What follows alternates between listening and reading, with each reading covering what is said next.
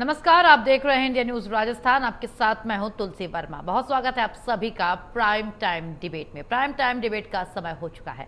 प्रदेश में आज फिर सत्तापक्ष बीजेपी और विपक्षी कांग्रेस एक दूसरे पर हमलावर हुए हैं। लोकसभा में महिला आरक्षण से जुड़े विधेयक को पर्याप्त समर्थन नहीं मिलने के बाद राजनीतिक माहौल गर्मा गया है और देश भर में बीजेपी विपक्षी कांग्रेस और उसके समर्थित दलों के खिलाफ विरोध प्रदर्शन कर रही है। तस्वीरें भी लगातार आपको हम दिखा रहे हैं। इसी कड़ी में आज जयपुर में भाजपा महिला मोर्चा की ओर से जन आक्रोश महिला पदयात्रा निकाली गई। ये आक्रोश पदयात्रा बीजेपी कार्यालय से कांग्रेस मुख्यालय का घेराव करने के लिए रवाना हुई, जिसे पुलिस ने बीच रास्ते में रोक दिया और इस दौरान कार्यकर्ता और पुलिस के बीच तीखी नोकझोंक देखने को मिली है। आपको बता दें कि इस दौरान डिप्टी सीएम और खुद सीएम भजन लाल शर्मा ने हरी झंडी दिखाकर किसे रवाना किया। आक्रोश यात्रा रवाना होने से पहले सीएम भजन लाल शर्मा ने विपक्ष पर जोरदार हमला बोला। जन आक्रोश महिला पदयात्रा के दौरान बड़ी संख्या में महिलाओं को संबोधित करते हुए उन्होंने कहा कि आज मातृशक्ति अपने अधिकारों की आवाज बुलंद करने के लिए सड़क पर उतरी है। जयपुर की सड़कों पर महिलाओं का जो जनसैलाब उमड़ा है वो इस बात का संकेत है कि देश की आधी आबादी अब अपने अधिकारों के प्रति जागरूक हो चुकी है। और प्रधानमंत्री नरेंद्र मोदी हमेशा ये कहते रहे हैं कि महिलाओं को उनका हक मिलना चाहिए, लेकिन विपक्ष ने महिला आरक्षण विधेयक को गिराने का काम किया है। सीएम शर्मा ने कांग्रेस पर निशाना साधते हुए कहा है कि पिछले 70 वर्षों में कांग्रेस ने महिलाओं के उत्थान के लिए कोई ठोस कदम नहीं उठाया है और केवल वोट बैंक की राजनीति करती रही है। अब जब भी केंद्र सरकार राष्ट्रहित में कोई निर्णय लेती है तो कांग्रेस उसका विरोध करती है। उन्होंने कहा कि मोदी सरकार महिलाओं के सशक्तिकरण और उत्थान के लिए लगातार काम कर रही है। उन्होंने कहा कि विकसित भारत का संकल्प मातृशक्ति के बिना पूरा नहीं हो सकता और सरकार इस दिशा में प्रतिबद्ध है। सीएम ने यह भी कहा है कि 17 अप्रैल का दिन ऐतिहासिक बनने वाला था, लेकिन विपक्ष ने इसे विफल कर दिया। उन्होंने दावा किया कि आने वाले समय में कांग्रेस को इस दिन के लिए पछताना पड़ेगा और महिलाओं को आश्वस्त करते हुए उन्होंने कहा कि उन्हें चिंता करने की जरूरत नहीं है, क्योंकि केंद्र सरकार उनके अधिकारों के लिए प्रतिबद्ध है।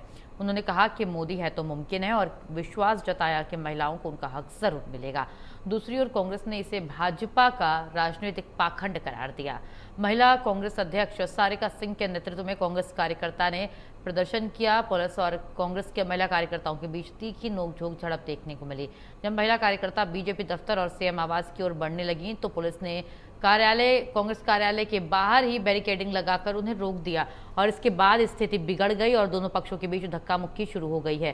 कांग्रेस का आरोप है कि नारी शक्ति वंदन अधिनियम केवल चुनावी लाभ लेने का एक जरिया बन गया है और इसके प्रावधान महिलाओं को तत्काल वास्तविक लाभ देने के बजाय उन्हें उलझा रहे हैं। कांग्रेस ने कहा कि महिलाओं को ठोस और प्रभावी आरक्षण मिलना चाहिए और सरकार को इस मुद्दे पर गंभीरता से विचार करना चाहिए। तो बड़ी बहस आज हम करेंगे इस मुद्दे पर। मैं आपसे यही कहना चाहता हूं, क्योंकि इनको लगता है कि ये परिवारवादी लोग हैं। इनको लगता है कि आम बहनें, आम माताएं आगे आ जाएंगी, हमारे घर का क्या होगा, हमारे बेटों का क्या होगा, हमारे घर के आदमी को क्या होगा, हमारी बहनों का क्या होगा। मैं आपसे एक ही कहना चाहता हूं मेरे भाई और बहनों, ये परिवारवादी लोग हैं। चाहे वो कांग्रेस हो, चाहे वो टीएमसी हो, चाहे सपा हो, ये परिवार को लेकर के चलने वाले हैं। भारतीय जनता पार्टी सबका साथ, सबका विकास, सबका विश्वास और सबके प्रयास को लेकर के चलने वाली है। इसलिए हम कहना चाहते हैं कि आप ऐसे लोगों को आपको जवाब देना है जो माता बहनों के हक को छीनते हैं, माता बहनों को पूरा हक नहीं दे पाते हैं। अरे आप तो वो लोग हैं कि जिस तरह से बहाना बनाते हैं, आप तो केंद्र सरकार कोई भी राष्ट्र हित में काम करती है उसमें आपको विरोध करना ही है, करना ही है, करना ही है। धारा 370 पे इन्होंने विरोध किया, सीएए पर इन्होंने विरोध किया। आप लगातार देखते जाइए, सेना के सिंदूर ऑपरेशन पर इन्होंने विरोध किया। सेना की जो साहस है उसका ये विरोध करते हैं। ये तो देश के अंदर कोई अच्छा काम होता है, ये कांग्रेस और इससे संबंधित ये लोग जिस तरह का विरोध करते हैं। आज मैं देख रहा हूं जिस तरह से जयपुर की सड़कों पर यह महिलाओं का ज्वार उमड़ा है। निश्चित रूप से यह ज्वार एक दिन बहुत बड़ा ये बनेगा कि आपको 17 अप्रैल के लिए पछताना पड़ेगा, क्योंकि महिला हमारी जाग गई है, महिला को उसका हक चाहिए। तो चलिए करते हैं प्राइम टाइम डिबेट की शुरुआत। हमारे साथ खास मेहमान जुड़ रहे हैं। शिवांगी सिकरवार बीजेपी नेता हमारे साथ इस चर्चा में शामिल हो रही हैं। राजकुमार शर्मा कांग्रेस नेता हैं, शामिल हो रहे हैं हमारे साथ इस चर्चा में। और भारद्वाज राजनीतिक विश्लेषक हमारे साथ इस चर्चा में शामिल हो रहे हैं। सबसे पहले मैं इसका पॉलिटिकल एंगल जान लेना चाहूंगी इस पूरे मसले का। बीजेपी की आक्रोश रैली, कांग्रेस का जश्न, क्या है ईश भारद्वाज जी? एक और बीजेपी कह रही है कि कांग्रेस की जो मानसिकता है वो महिला विरोधी है, जो कि सामने आ चुकी है। लेकिन विपक्ष का कहना है कि जो ये बिल लाया गया लोकसभा में, ये तो ऑलरेडी 2023 में पास हो चुका है, लेकिन अभी जो ये लाया गया बिना तैयारियों के लाया गया। आप परिसीमन की बात कर रहे हैं, तो मरोड़ के पेश कर रहे हैं चीजों को। क्या है पूरा मामला, बताइए ईश भारद्वाज जी।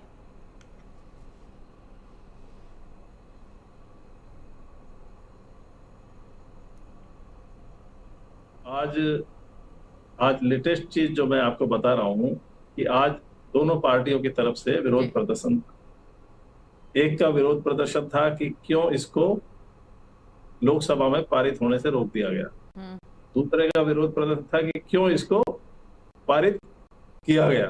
ठीक है, अब उन दोनों प्रदर्शनों की हम जो आज जो प्रदर्शन हुए उनका देखिए कि क्या क्या मैसेज जाने वाला है।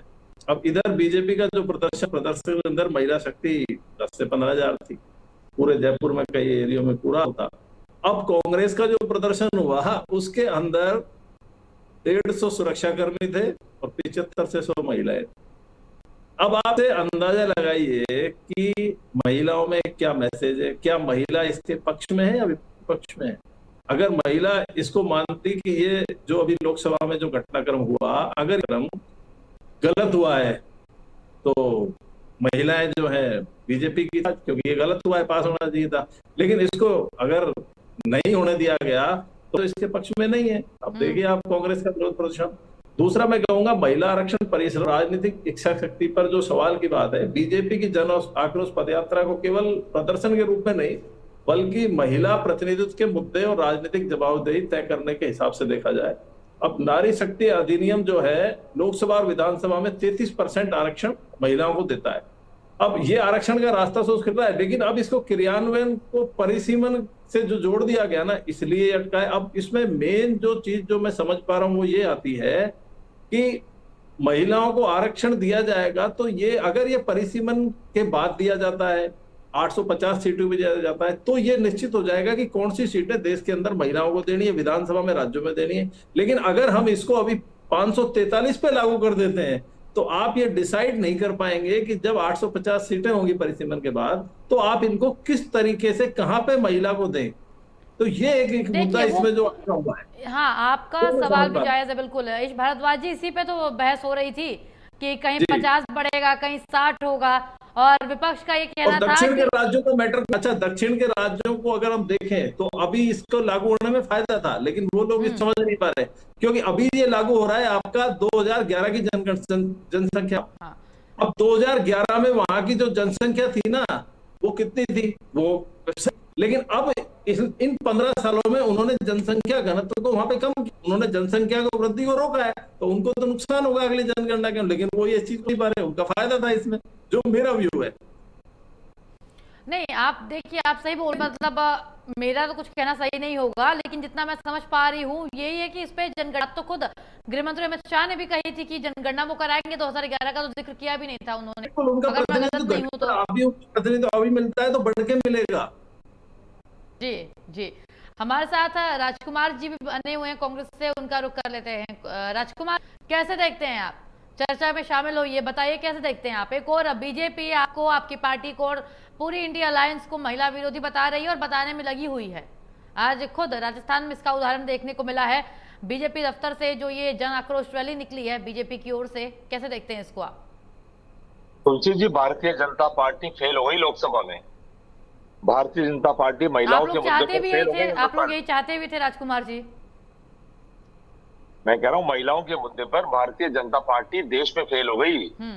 भारतीय जनता पार्टी के पास मेजोरिटी तो है नहीं, मेजोरिटी नहीं है, विपक्ष से संबंध अच्छे नहीं है, उसके बावजूद ये कोई बिल ला रहे थे, उसमें संशोधन कर रहे थे। बिल तो 2023 में पास हो चुका था। कांग्रेस पार्टी ने, तमाम सांसदों ने दोनों हाथ खड़े करके बिल का समर्थन किया था। बिल तो पास हो चुका था 2023 के अंदर, और उसके अंदर कांग्रेस पार्टी का बहुत बड़ा योगदान था। उसको लागू करने में भारतीय जनता पार्टी ने 26 लगा दिया, यानी 3 साल और ऊपर लगा दिया। अब ये 2026 में जब लागू है तो आनंद फानन में लोकसभा का विशेष सत्र इन्होंने बुलाया। किस चालाकी के तहत बुलाया, ये तो भारतीय जनता बेहतर तरीके से जानती है।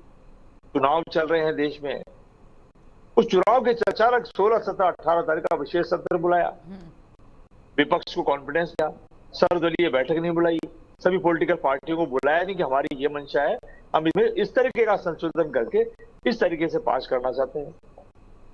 जनता पार्टी तो घमंड में है, और भारतीय जनता पार्टी को तुलसी जी एक बहुत बड़ी गलतफहमी है कि पूरी दुनिया चला रहे हैं, पूरा देश ही चला रहे हैं। 12 साल पहले तो देश चलता ही नहीं था, साल पहले तो राजस्थान चलता ही नहीं था। आप लोगों को दिक्कत क्या थी तो राजकुमार जी इस बिल से? राजकुमार जी दिक्कत क्या थी इस बिल लोगों को? आप बोल रहे थे जनसंख्या जनगणना पहले होनी चाहिए, जन कितनी है ये मालूम होना चाहिए, तो आप लोग विरोध में किसके थे? खुद गृह मंत्री ने भी कह दिया था जब सदन में चर्चा हो रही थी अखिलेश यादव के सवालों के जवाब में कि हम तो करा लेंगे जनगणना, हम पीछे कहाँ हट रहे, उसके बाद परिसीमन होगा, फिर दिक्कत कहाँ आ गई? तो 2011 में हुई थी जनगणना, 26 आ गया है, बात 47 की करते हैं। जनगणना होकर रही है इनसे। जी मैं आपके पास आऊंगी शिवांगी जी, आ रही हूं आपके पास। ओबीसी आयोग की रिपोर्ट ना तो राजस्थान में आती है, राजस्थान के अंदर चुनाव चल रहे हैं 1.5 साल से जी, और लगातार भारतीय जनता पार्टी ये कह रही है सुप्रीम कोर्ट को, हाई कोर्ट की फटकार के बाद कि ओबीसी आयोग की रिपोर्ट नहीं आई। चुनाव आप कराना चाहेंगे तब आएगी ना रिपोर्ट, तो और रिपोर्ट आप लाना चाहेंगे तब आएगी।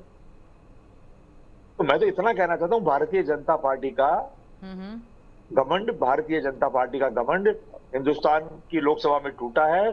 महिलाओं के संबंध में भारतीय जनता पार्टी गलत तरीके से नैरेटिव सेट करना चाह रही थी, वो भारतीय जनता पार्टी। शिवांगी जी इसका जवाब तो देना पड़ेगा, और क्योंकि राजकुमार जी ने डिबेट में बोला है भारतीय जनता पार्टी लगातार ऐसा माहौल बना रही है कि इस बिल को कांग्रेस पार्टी ने खारिज कर दिया। सच्चाई तो यही है ना, बीजेपी खुद कैसे खारिज करेगी अपने बिल को? खारिज तो कहीं ना कहीं इंडिया ने किया है, तो वो साबित क्या करना चाह रही है इसमें? जी 2023 में जो बिल हो गया है उसमें पास होने में दिक्कत का है। संशोधित विधेयक था ना राजकुमार, संशोधित विधेयक था। देश को बताइए संशोधन में क्या था? परिसीमन था, क्या परिसीमन था? जब जनगणना हुई नहीं, जब जनगणना हुई, राजकुमार जी हुआ नहीं, तो बिल कैसे लागू होगा? जब गृह मंत्री खुद बोल रहे हैं कि जनगणना कराएंगे, बिल पास होने के बाद 3 और बिल थे ना विधेयक में, एक तो था नहीं, 3 विधेयक थे। खुद संसदीय कार्य मंत्री आते जब ये बिल गिर जाता है, बोलते हैं कि जब ये बिल गिर गया मैं 2 और तो कोई मतलब नहीं है उसको पेश करने का। राजकुमार जी ये वही गृह मंत्री है, ये वही देश के प्रधानमंत्री जिन्होंने कहा था 400 पार, अब की बार 400। हिंदुस्तान की माँ बहन बेटी ने कहा नहीं भैया नहीं, क्या नहीं 240 पे आओ, 400 पार नहीं जाने देंगे। हाँ तो वो भुगतान उसका तो ये भुगत ही रहे हैं, 240 पे आने का नतीजा तो हम सबने लोकसभा में देख लिया है। अंतर मत करिए, कचरे को करने में अंतर मत करिए। अब भी अगर आप बिल पास कराना चाहते हैं, महिलाओं को 33% आरक्षण देना चाहते हैं, तो वर्तमान जो लोकसभा की स्थिति है उस हिसाब से करिए ना। हिंदुस्तान की तमाम माँ बहन बेटी ताली बजाएगी। जी बिल्कुल ठीक है, मैं शिवांगी जी को चर्चा में शामिल करना चाहूंगी। शिवांगी जी मैं आपके पास आती हूँ।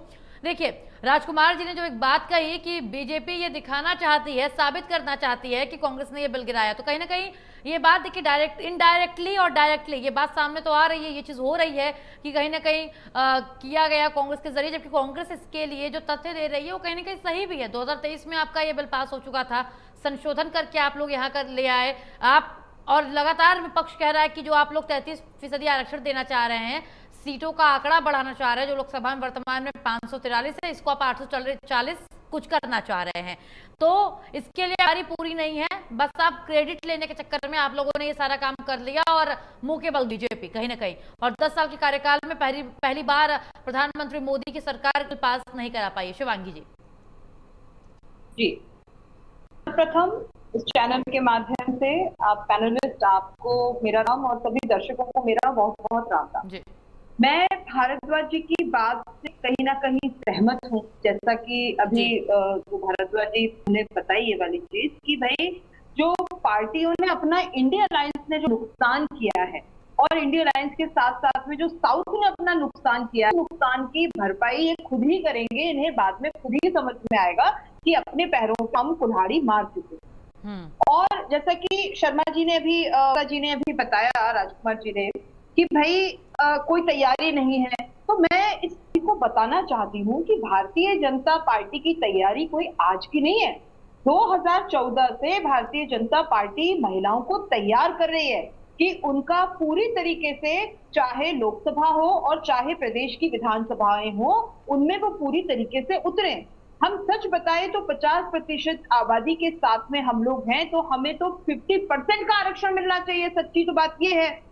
लेकिन 33% भी अगर महिलाओं को पार्टी दे रही है तो उसमें भी इंडिया अलायंस जो है वो अपने घमंड में चूर है।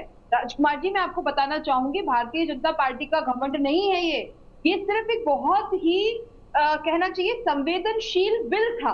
इस संवेदनशीलता इसकी इतनी थी कि महिलाओं को उनका वो अधिकार मिले जितने इतने सारे समय से, आप देखिए हम कब से 1947 से हम जो है आजादी के बाद में अब जाके ये स्थिति बनी है कि महिलाएं राजनीतिक रूप से, आर्थिक रूप से, सामाजिक रूप से तैयार हुई हैं। अब महिलाओं को बेटी बचाओ बेटी पढ़ाओ आंदोलन कर लेने के बाद में, पूरे देश में वो लागू करने के बाद में, कम ये नहीं है कि बेटी की भ्रूण हत्या कर दी जाती है, कि बेटी को मार दिया जाता है, अब कम से कम होती है, बेटी पढ़ती है। मातृवंदन योजना, सुकन्या समृद्धि योजना, इतनी योजनाएं हैं जिसपे कि मैं आपको बताऊं कि वो भारतीय जनता पार्टी ने तैयारी कर लेकर आई है।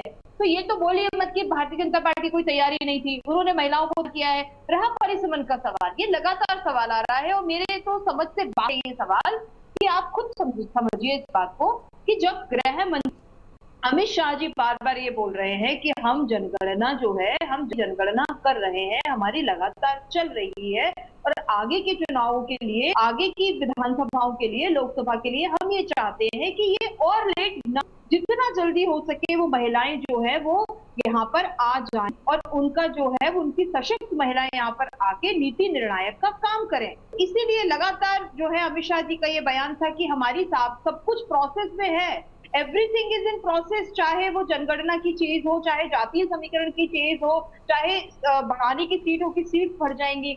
अभी देखिए अगर हम 543 में भी लेकर आ जाते हैं, आप लोग लगातार बोल रहे हैं कि अभी दे दीजिए, अभी दे दीजिए, आप बताइए, आप खुद सोचिए कि सबकी सीट्स हैं, हर प्रकार की जो है वो जातीय समीकरण सब कुछ अभी है, अभी कैसे इसमें महिलाओं को कहां से कैसे इसे फिट किया जाए, और 2000 जो पिछला जो चल रहा है 2011 से, उसमें किस तरीके से बंटवारा किया जाए और महिलाओं को लेकर आया जाए।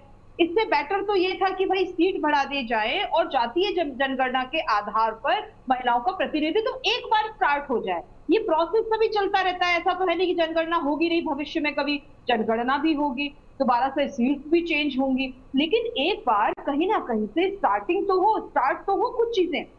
मैं आपको यूपी का एग्जाम्पल मुझे याद आ रहा है विवाद करते हुए, यूपी के इलेक्शंस में जो प्रियंका गांधी जी ने ये वाली बात रखी थी कि लड़की हूँ, लड़ सकती हूँ, करीबन याद होगा कि 100 महिलाओं को करीबन उन्होंने उतारा था। उसमें क्या हुआ, कोई तैयारी नहीं थी, किसी प्रकार से राजनीतिक रूप से वो तैयार नहीं थी, सबकी सब हार गई, हार के आज भी है। तो मनोबल किसका टूट रहा है, महिलाओं का टूट रहा है। कम से कम महिलाओं को तय किया जाए। अगर हम संगठन की भी बात करें तो संगठन में हमारे यहाँ पे के अंदर महिलाओं का अच्छा खासा प्रतिनिधित्व है, और आज के आंदोलन जो जितना प्रतिनिधित्व है बीजेपी के लिए, कि मुझे लगता नहीं है मुझे कुछ कहने की जरूरत है कि आंदोलन के बारे में मैं कुछ बात कहती, इससे पहले भारद्वाज जी बड़े अच्छे से बात को रख चुके हैं कि जयपुर में जो आंदोलन हुआ है उसमें महिलाओं की संख्या भाजपा में कितनी थी और कांग्रेस में कितनी थी।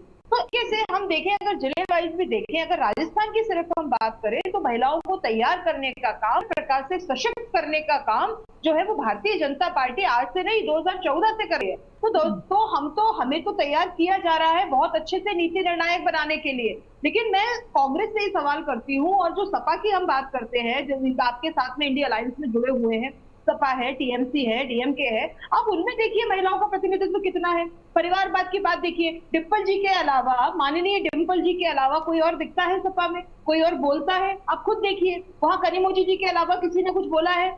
मतलब ऐसे हम देखें तो कहीं पर भी महिलाओं का प्रतिनिधित्व भारतीय जनता पार्टी से ज्यादा, आप अपनी खूबियां बता रही हैं। बिल्कुल शिवांगी जी, आपने अपनी खूबियां बताई कि हमारे पास महिला ब्रिगेड है, महिला नेताओं की कमी नहीं है।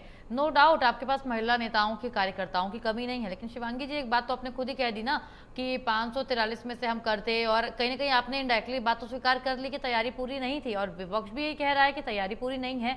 पूरी तैयारी के साथ आप आइए, पूरी प्लानिंग के साथ आप आइए, तो हम ये बिल जरूर पास कराएंगे।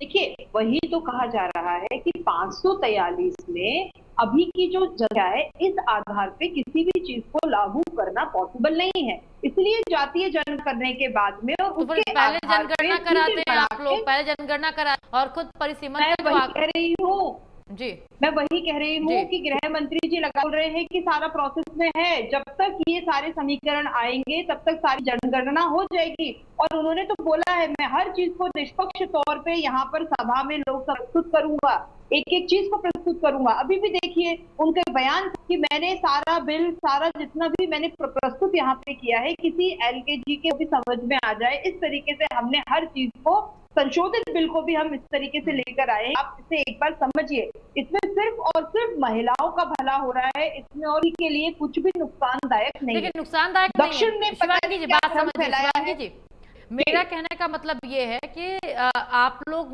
ये जो बिल आपने पेश किया, आपके दोनों हाथों में लड्डू था।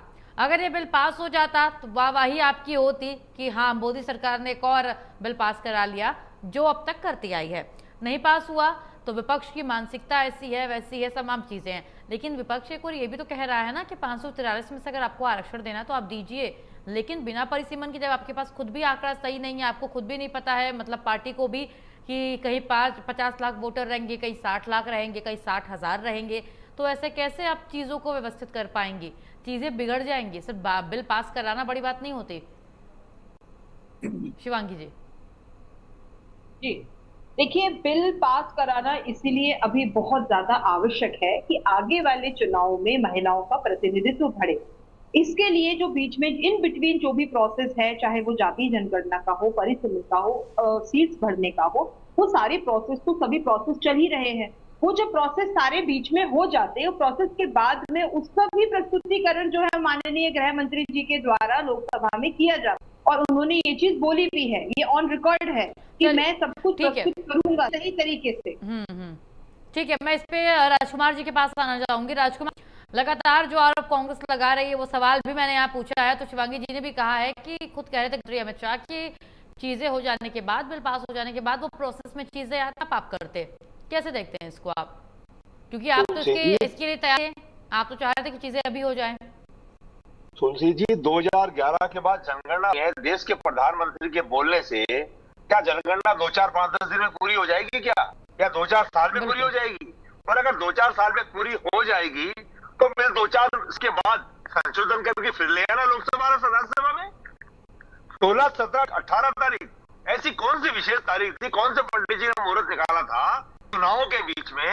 इन 3 तारीखों में आप लाओ और आनंद फानन में लाओ, विपक्ष को कॉन्फिडेंस में मत लो, चर्चा मत करो। क्या आवश्यकता अचानक पड़ गई थी? तैयारी कुछ है नहीं। बिना तैयारी के अगर आप मैदान में आएंगे तो तुलसी तो हार तो होगी ना। अब हार का ठीकरा अगर आप कांग्रेस पार्टी पे फोड़ना चाहते हैं तो कांग्रेस पार्टी तो उसका कुछ कर नहीं सकती। मैं कह रहा हूं कि महिलाओं के आरक्षण की बात भारतीय जनता पार्टी करती है। तुलसी जी, मैं बड़ी विनम्रता पूर्वक बताना चाहता हूं, शिवांगी जी को याद होगा देश की प्रथम राष्ट्रपति महिला किसने बनाया था? कांग्रेस पार्टी ने। देश की प्रथम महिला प्रधानमंत्री किसने बनाया था महिला को? कांग्रेस पार्टी ने। लोकसभा अध्यक्ष महिला किसने बनाया था? कांग्रेस पार्टी ने। तो कांग्रेस पार्टी तो सर्वोच्च पदों पर हमेशा महिलाओं को तरजीह देती आ रही है, भविष्य में भी तरजीह देती रहेगी। हम भी चाहते हैं शिवांगी जी का प्रमोशन हो, हम भी चाहते हैं शिवांगी जी राजस्थान की और कद्दावर नेता बने, हिंदुस्तान की कद्दावर नेता बने, लेकिन भारतीय जनता पार्टी तय करेगी तब ना। भारतीय जनता पार्टी को तो राष्ट्रीय अध्यक्ष महिला बनाना ही नहीं है। देखिए राजकुमार जी, अगर आप बीजेपी को इसके लिए बोल रहे हैं तो आप खुद भी समझ रहे हैं कि बीजेपी कहीं ना कहीं तय कर चुकी थी। भले जनसंख्या, जनगणना और परिसीमन की तैयारी नहीं थी, लेकिन इसकी तैयारी बीजेपी के पास पूरी थी। शायद तभी आप मेरे से बेहतर समझ पा रहे हैं कि ये बिल लेकर के बीजेपी लोकसभा में आ चुकी थी, क्योंकि लोकसभा में बिल लाने का मतलब है, आप समझ रहे हैं कितना महत्वपूर्ण होता है ये काम। ये कोई ऐसा नहीं कि कल टेस्ट है तो आज तैयारी करके दे दिया। तुलसी जी, कांग्रेस पार्टी भारतीय जनता पार्टी को जितना बेहतर समझती है उतना बेहतर और कोई पॉलिटिकल पार्टी समझती नहीं है। मैं फिर निवेदन कर रहा हूं, अगर तैयारी पूरी हो गई है जी, अगर आपने 100 गेस्ट को बुलाया है और 125 गेस्ट का खाना है तो बुलाइए ना 100 गेस्ट को। लेकिन आपके पास खाना तो 50 लोगों का है और 125 गेस्ट आप बुला रहे हैं और फिर आप तो आ जाओ देखा जाएगा, आ जाओ आप तो देखा जाएगा। हवा में बिल पास नहीं होते हैं तुलसी जी, बिल्कुल। महिलाओं के सम्मान की बात है, महिला हमारी माँ बहन बेटी के सम्मान की बात है। कांग्रेस पार्टी चाहती है कि महिला राष्ट्रीय अध्यक्ष बने भारतीय जनता पार्टी की, लेकिन बनाएगा कौन? बनाएगा अमित शाह जी और नरेंद्र मोदी जी। इससे ये तो बहुत महिलाओं का सम्मान घटा है बढ़ा है कि भारतीय जनता राजकुमार जी, मैं आपसे आग्रह करूंगी, संगठन का विषय है ये। महिलाओं का और सम्मान कब होगा? जब महिलाओं को उच्च पदों पर आप बिठाएंगे। महिलाओं का आप शोषण करके आप महिलाओं के नाम पर आप देश में राजनीति करना चाह रहे हैं तो देखिए इस मामले में राजकुमार जी, देखिए इस मामले में जो आपने बोला कि महिलाओं को उस पद पे बैठाएंगे, तो ये आप खुद भी समझ रहे होंगे, आप कांग्रेस के नेता भी हैं, कि बीजेपी ने जिस तरीके से खुल करके महिलाओं को मौका दिया है, भले ही आपके पास वो तमगा हो कि आपने पहली महिला राष्ट्रपति, मुख्यमंत्री, सब कुछ आपने बनाया, प्रधानमंत्री आपके कार्यकाल में आपकी पार्टी की ओर से पहली रही हो, लेकिन बीजेपी ने भले पहली ना दी हो लेकिन कमी कोई छोड़ी नहीं है। जहां मौका मिला है बीजेपी की ओर से, उनकी पार्टी में कई नेता, कई महिला नेत्रियां ऐसी हैं जो आगे आकर के आज पुरुषों से कंधे से कंधा मिलाकर चल रही हैं। उनकी महिला नेत्रियां ज्यादा है कांग्रेस के मुकाबले। तुलसी जी, इसका जवाब तो बहुत उचित है। राजस्थान की पूर्व मुख्यमंत्री आदरणीय वसुंधरा राजे सिंधिया, देखिए वसुंधरा जी को भी मौका मिला है, लेकिन तब उनको जिम्मेदारी दी गई, उन्होंने निभाया, और एक कब तक एक चेहरे पे रहेगा कोई? राजकुमार ट्रैक ले रहे हैं, राजकुमार जी अब गलत ट्रैक पे जा रहे हैं, क्योंकि आदरणीय वसुंधरा जी का बहुत बड़ा कद है, वो मुख्यमंत्री रही हैं, मुख्यमंत्री के अलावा वो अभी राष्ट्रीय उपाध्यक्ष हैं, और उनको यहाँ पर इस विषय पे लेके आना मुझे नहीं उचित है। मैं इंदिरा गांधी जी को नहीं लेकर आई हूँ, मैं उन काले को याद भी नहीं कराना चाहती कि जो कांग्रेस ने देश के साथ में किया है, बहुत सारी चीजें, ये विषय बिल्कुल अलग है। और रहा सवाल ये कि भाई आप देखना चाहते हैं राजकुमार जी ये बता रहे हैं कि उन्होंने महिलाओं को मौका दिया, उनकी पार्टी ने पहली मुख्यमंत्री, पहली राष्ट्रपति कांग्रेस की ओर से महिला रही। तो सोचिए कौन थी पहली प्रधानमंत्री, आप खुद सोचिए तुलसी जी, कौन थी पहली प्रधानमंत्री? इंदिरा गांधी जी। उसके बाद में आप देखिए इनके यहाँ पे, तो अब मैं इतना उस स्तर पे नहीं आना चाहती, आप संगठन को देखिए, संगठन कौन चला रहा है? राहुल गांधी जी, प्रियंका गांधी जी, नाम मात्र के बना दिए जाते हैं। भाई ये परिवारवाद नहीं है तो ये क्या है? आपके यहाँ पे क्या अच्छे लोग नहीं है? कितने बढ़िया बढ़िया लोग आपके यहाँ बोलने वाले हैं, उनके पद कहाँ है? और हमारे यहाँ पे देखिए आप संगठन किस तरीके से चल रहा है, बहुत अंतर है। देखिए विचारधारा में बहुत अंतर है, तो हम संगठन पे ना जाएं तो वो बहुत ज्यादा बेटर है, क्योंकि डिबेट का जो मूल है वही बदल जाएगा, क्योंकि संगठन की बातें होने लगेगी यहाँ पर। तो संगठन में बहुत सारे दोष हैं, बहुत सारी चीजें हैं, एकदम विचारधारा अलग है, तो संगठन अपने हिसाब से चलाता है और ये निर्णय पूरे संगठन का होता है कि भाई कौन राष्ट्रीय अध्यक्ष बनेगा, कौन क्या बनेगा, कौन क्या नहीं बनेगा। लेकिन रहा मौके का सवाल, तो भाई भारतीय जनता पार्टी जहां मौका देना होता है, जहां उनको लगता है कि भाई यहाँ स्थिति अच्छी है, चाहे वो रेखा गुप्ता जी हो दिल्ली की, चाहे वो राजस्थान की दिया कुमारी जी हो, चाहे वो पूर्व हमारी जो मुख्यमंत्री जी हैं वसुंधरा जी हो, ऐसे कई उदाहरण हैं, चाहे राष्ट्रपति मुर्मू, ऐसे कई उदाहरण हैं कि भारतीय जनता पार्टी ने हर बार महिलाओं को सुदृढ़ करने का और सम्मान करने का काम किया। बिल्कुल ठीक है।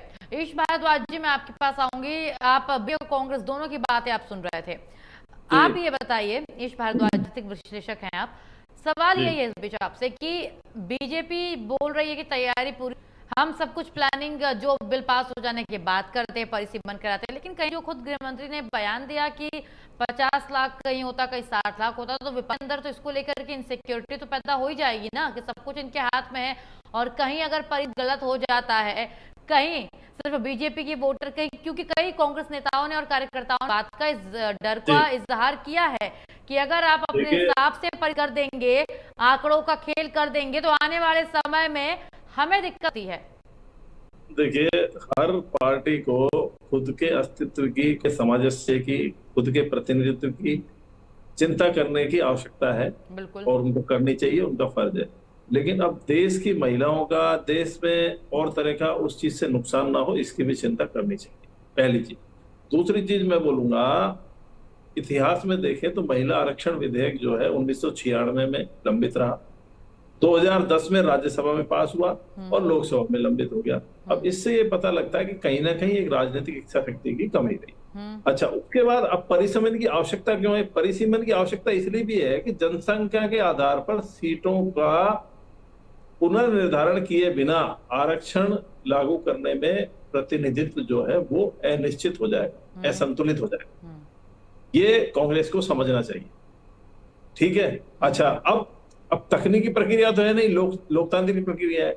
अब आप देखिए, अभी जैसे हमारे ये कांग्रेस के प्रवक्ता बंधु कह रहे थे कि भाई इससे, अब आप देखो, इससे महिलाएं नेगेटिव हुई है, पॉजिटिव हुई है। अब आज जो धरना प्रदर्शन है वो ये चीज दिखाता है किधर महिलाओं की संख्या ज्यादा थी।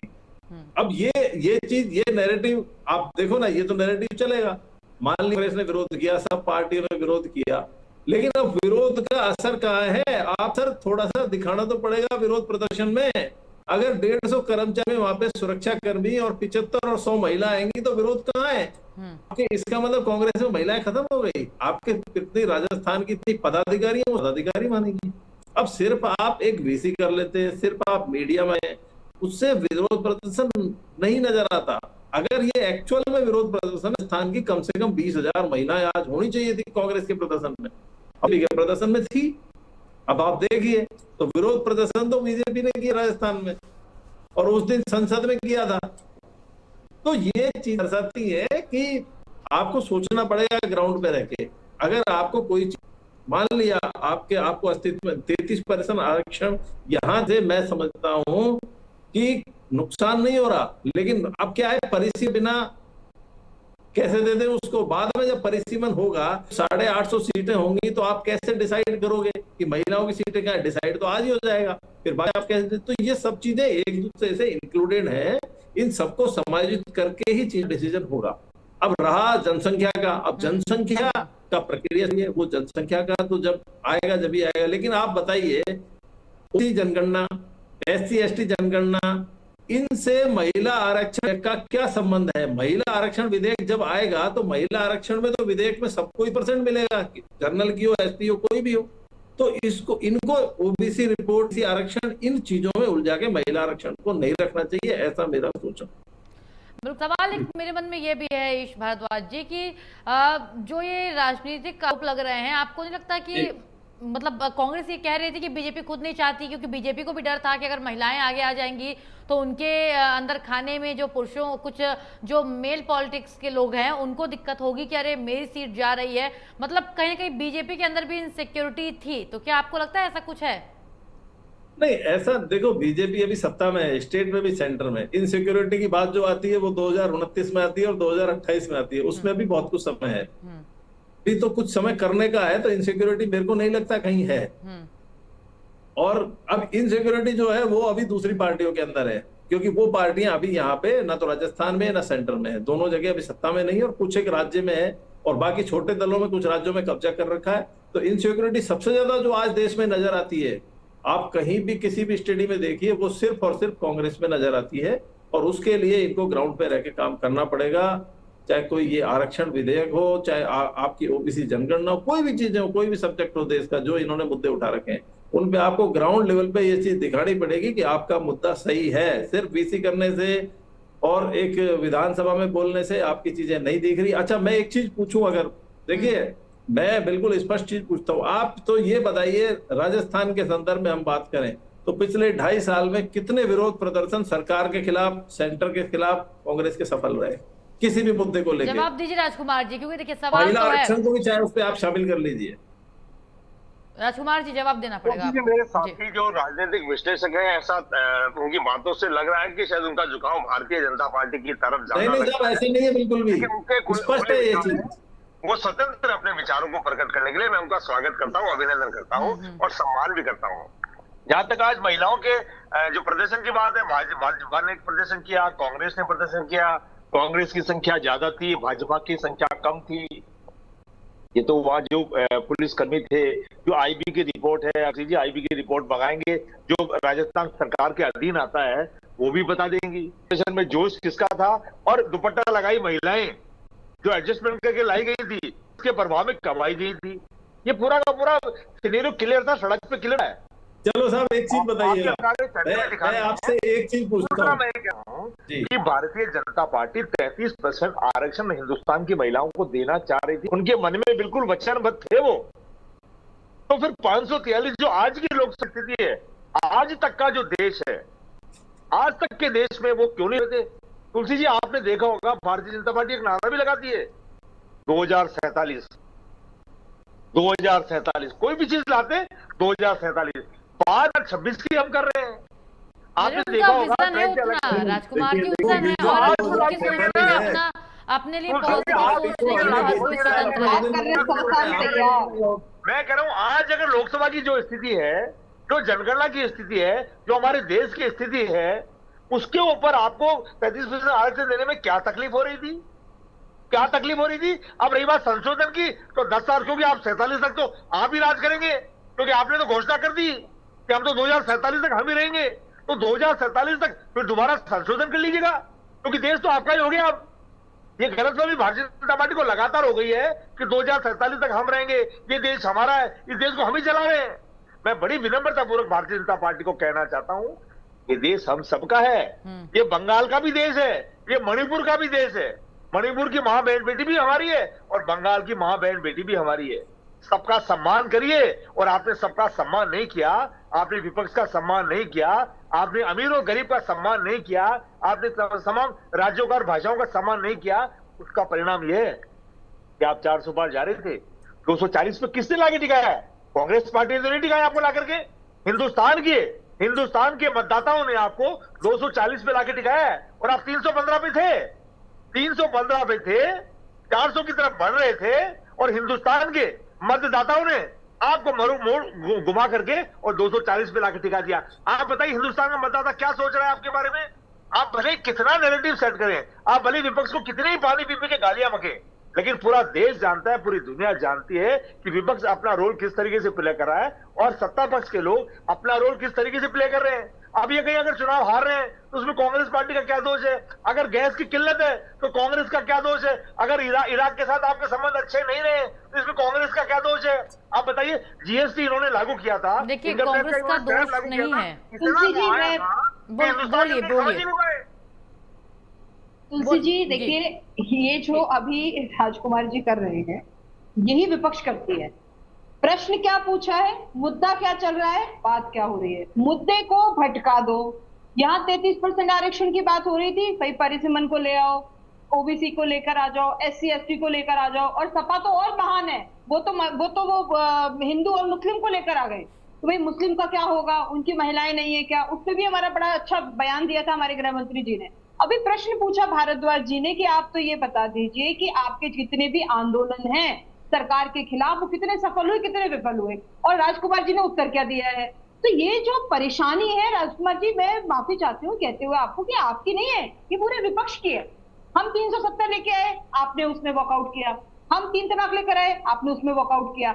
और हम कुछ भी लेकर आ जाए, कुछ भी, अगर हम अभी हमारी बात चल रही है 543 पे भी अगर हम लेके आ जाते हैं ना रिजर्वेशन, नहीं शिवांगी जी, जो आपने 2 बिलों का जिक्र किया, भले इन्होंने आनाकानी की थी लेकिन वो पास हुआ था, बहुमत से पास हुआ था। तो ये बात क्योंकि वही बात है, उस समय देखिए, उस समय नंबर्स गेम थे, उस समय जो थे। अगर आज भी हम 300 पार होते, 400 पार होते, जो कि बार बार जिक्र किया जा रहा है राजकुमार जी के द्वारा, तो इतनी संकट नहीं आता। समस्या तो यही है कि विपक्ष को हमेशा जो है वो पहले जो है वो पूरा अपना दिखाना है कि नहीं सरकार कुछ भी कर रही है वो गलत कर रही है। बल्कि होता क्या है कि भारतीय जनता पार्टी में मोदी जी ने, प्रधानमंत्री जी ने बहुत क्लियर ये वाली बात बोली थी कि भाई मैं आज तक जिसने भी सपोर्ट किया है, जो भी इस बिल के लिए तैयार है, शुरू से लेके आज तक 1947 से आज तक, मैं उन सबका बहुत नमस्कार, उनका अभिनंदन वंदन करता हूँ, बहुत धन्यवाद देता हूँ। क्योंकि ये बिल सिर्फ बिल नहीं है, ये महिलाओं के अधिकार की बात है।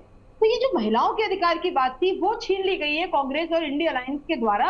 ये बात जो है वो बिल्कुल क्लियर है, वो समझने वाली बात। जितना दुनिया को दिख रहा है, हमें दिख रहा है, और जो समझ में आ रहा है कि सिर्फ और सिर्फ भटकाने का काम किया है विपक्षी दल ने। ठीक है, आप भटकाने की बात कह रही हैं। हरीश भारद्वाज जी, आप कुछ कह रहे थे जब राजकुमार शर्मा जी बोल रहे थे, उस बीच आप कुछ कहना चाहते थे, पहले आप कीजिए जी। मैं बोलूं अभी? जी जी बिल्कुल। देखिए, महिला आरक्षण जो है ना, इसको सिर्फ विधेयक के रूप में ना देखा जाए, ये जो है एक सामाजिक परिवर्तन के रूप में इसको प्रस्तुत किया जा रहा है। और सबसे महत्वपूर्ण बात जो मैं आना चाह रहा हूँ वो ये है कि पंचायत स्तर पर जब इसको पहले लागू किया गया ना, तो लाखों महिलाओं को इससे मिला है और नेतृत्व मिला है। और यही मॉडल अगर उच्च स्तरीय रूप से लागू किया जाएगा तो निश्चित रूप से देश की महिलाओं को इसका फायदा होगा। अब मूल जो प्रश्न है ना, जो जड़ है, वो यही है कि क्या हम इसको तत्काल समन्वित रूप से सरित आरक्षण चाहते हैं, या हमको बिल्कुल एक तरीके से दीर्घकालीन रूप से इसका टिकाऊ मॉडल चाहिए। अब इस चीज की लड़ाई जो चल रही है राजनीतिक विचारधारा तो 5 पार्टियों के अंदर में, अब क्या है कि अब दशकों से इतने देरी हुई है, अब समाधान आया तो उस प्रक्रिया को भी खारिज करना उचित नहीं है, क्योंकि इतने टाइम से 96 2010 फिर 2023 में पारित हुआ, लागू नहीं हुआ, अब 2026 में फिर इसको कर दिया गया। महिला आरक्षण को राजनीति का मुद्दा नहीं बना के प्रतिनिधित्व का अधिकार माना जाना चाहिए, ऐसा सोचना है। जो देरी अब हुई है ना, वो देरी आगे नहीं हो। भारद्वाज जी, सोचने वाली बात ये भी है ना कि प्रियंका गांधी वाड्रा जी प्रेस कॉन्फ्रेंस करके कहती हैं कि हम तो महिलाओं के है ही नहीं, अगर आपको देना है तो आप 543 में से आरक्षण दे दीजिए, हमें कोई दिक्कत नहीं है, लेकिन सीट अगर आप बढ़ाने की बात कर रहे हैं तो उसके लिए हम अभी राजी नहीं है, क्योंकि परिसीमन हुआ नहीं है, परिसीमन के लिए चाहिए जनगणना, वो हुई नहीं है, तो कहीं ना कहीं चीजें असमंजस की स्थिति में ज्यादा नजर आ रही है। भारद्वाज जी वो ऐसा कह रहे हैं, लेकिन आप बताइए अभी 500 में से हम 33% दे देंगे, जब परिसीमन होगा सीटें बढ़ेंगी तो इसका डर तो पुरुष नेताओं को ज्यादा है, जो है दोनों पार्टियों के, इसका डर तो दोनों को है। करोगे, राजनीतिक पार्टियों को सोचना चाहिए, उसमें फिर जो और अब सीट बढ़ेंगी जिसमें महिलाओं की जो संख्या है वो 282-83 हो जाएगी, उन पे आप निर्धारित करोगे कि महिलाओं को कौन सी सीट देनी है, फिर आरक्षण कैसे लागू करोगे आप? तो यही था प्रियंका जी का, ईश भारद्वाज जी, प्रियंका जी का यही कहना था कि आपको देना, आप उसमें जो चीजें करनी है, कैसे क्या करना है वो आपके ऊपर है, उसकी पूरी प्लानिंग कीजिए। आप सीट बढ़ाने के लिए भी जरूरी है, बिना परिसीमन के होगा नहीं, तो आरक्षण कम रह जाएगा। तो बहुत सारे विचार। और दूसरा, अभी जैसे ओबीसी जनगणना की बात चल रही है, एसटी एससी की पहले भी ये कहा था, अब इन जनगणनाओं से महिला आरक्षण का मतलब क्या है? महिलाओं को 50% आबादी में लेते हैं देश की में, और 50% के हिसाब से हम इनको 33% दे रहे हैं, तो कोई मुद्दा ही नहीं है। दक्षिण और उत्तर पश्चिम के उधर के जो राष्ट्र जो मुद्दा है, तो उनको उसमें फायदा है। अभी वो उस फायदे को नहीं समझ पा रहे विरोधी पार्टियों के हिसाब से, जो पार्टी में है, आपस में जो पार्टियां हैं, वो नहीं समझ पा रहे। लेकिन अगर 2011 की जनगणना के आधार पे उनको अगर ये आरक्षण मिलता है और उनकी सीटें बढ़ती हैं परिसीमन में, तो उनको इसमें विशेष फायदा है। आप देखिएगा जब दोबारा ये चीज होगी ना, तो उनकी सीटें जितनी आज सीटें उनको, जैसा गृह मंत्री जी ने बोला था, मिल रही है, वो घट के मिलेंगी, ये निश्चित है। नहीं, आने वाले समय में तो इसको बीजेपी भुनाएगी ही भुनाएगी, ये आप भी समझ रहे हैं। और देखो, वो राजनीतिक स्टंट होते हैं, हर पार्टी हर मुद्दे को अपने हिसाब से भुनाती है, और भुनाना भी चाहिए। बीजेपी हो, कांग्रेस हो, सपा हो, बसपा हो, XYZ कोई सी भी पार्टी हो, राजनीति इसी का तो नाम है। अगर हम सही को सही कहेंगे, गलत को गलत कहेंगे, तो राजनीति कैसे होगी? नहीं, इसके पास तो देखिए, इस पे चर्चा लंबी हो जाएगी हमारी, लेकिन ईश भारद्वाज जी, आप भी समझ रहे हैं, अगर हम सही को एडॉप्ट करके उस पे काम करने लगेंगे, तो फिर सारी चीजें इस गवर्नमेंट की सही हो जाएंगी। तो उनको कुछ को तो गलत कहना पड़ेगा ना, सही होते। देखिए, आपके हिसाब से इस बिल में क्या कमी थी? ईश भारद्वाज जी, आपके हिसाब से इस बिल में क्या कमी लगी आपको? क्या कह रहे हैं साहब? इस बिल में आपको क्या कमी लगी, जो संशोधित विधेयक लाया गया लोकसभा में, क्या कमी लगी आपको, जो विपक्ष कमियां बता रहा है? कमी नहीं है, लेकिन क्या है कि सबसे बड़ी कमी है कि इच्छा शक्ति की, जो होनी चाहिए। दूसरी जो मेरे को चीज नजर आई कि कुछ इसमें क्लू ऐसे, जो जैसा कि अभी लिखा आ रहा है, जैसा बताया जा रहा है, जैसा चीजें हम समझ पा रहे हैं, कि कुछ लोगों के मन में वहम है कि इसको एक तरीके से जब हम इसको आरक्षण को लागू कर देंगे, तो आने वाले समय में इसमें कुछ क्लू ऐसे दिए गए हैं जिनके कारण इसको एक कानूनी रूप दे दिया जाएगा फ्यूचर में, और कानूनी रूप के बाद जो ऐसा नैरेटिव चल रहा है और फैलाया जा रहा है कि उसके बाद संसद के सदस्यों की इसमें आवश्यकता ही नहीं पड़ेगी समर्थन की। तो इन नैरेटिव की वजह से इस चीज को रोका गया है, जहां तक मैं समझ पा रहा हूं। अब इसका डीप स्टडी करने का जरूरत है, क्योंकि ऐसा नहीं हो सकता। संसद की गरिमा हमारे इतिहास में, जब तक हमारा देश आजाद हुआ है, तब से लेकर अब तक संसद की और विधानसभा की गरिमा रही है। हर कानून वहीं से बढ़ता है, और हर कानून की पालना को भी वहीं से सुनिश्चित किया जाता है। चाहे कानून की पालना के लिए हमारे यहाँ जुडिशरी भी है, लेकिन जो संसद में कानून पार होता है ना, वो देश में पारित होता है, वो सबके लिए मान्य होता है। तो ऐसा नहीं होगा कि किसी के अधिकारों का हनन होगा आने वाले समय में, किसी पार्टी के या देश की जनता के, किसी कम्युनिटी के, किसी संप्रदाय के, धर्म के, किसी का कोई हनन होने वाला नहीं है। देश सबका है, सब लोगों के लिए सब काम कर रहे हैं। और जब प्रधानमंत्री किसी भी दल का हो, लेकिन जब वो देश का प्रधानमंत्री है, तो वो सबका प्रधानमंत्री। मुख्यमंत्री किसी भी दल का हो, जब वो राजस्थान का या किसी भी राज्य का मुख्यमंत्री है, तो सबका है। तो सबको ध्यान में रखते हुए सारी चीजें हो रही है। लेकिन जिस सरकार जिस पार्टी की होती है, उस पार्टी के आधार पे चीजें तो चलती हैं, क्योंकि आने वाले समय में उस पार्टी को सत्ता में आना है बिल्कुल। और उसके लिए हर सरकार प्रयास करती है। भारतीय जनता पार्टी से पहले जो सरकारें थी उन्होंने भी कानूनों को इस हिसाब से लागू किया, समय पे लागू किया, कब क्या देना है वो लागू किया, तो वो उन पार्टियों ने अपने हिसाब से डिसाइड किया चुनावी फायदे के हिसाब से। बिल्कुल। राजकुमार जी, मैं आपके पास आना चाहूंगी। आज जो जन आक्रोश रैली निकाली गई बीजेपी की ओर से, उसे आप कैसे देखते हैं? इस पर भी आपका रुख ले लेना, स्पष्ट ले लेना बहुत जरूरी है। भारतीय जनता पार्टी कांग्रेस के ऊपर थोपने का प्रयास कर रही थी। राजस्थान की मां बहन बेटियों ने बता दिया कि कांग्रेस के ऊपर थोपने की आवश्यकता नहीं है।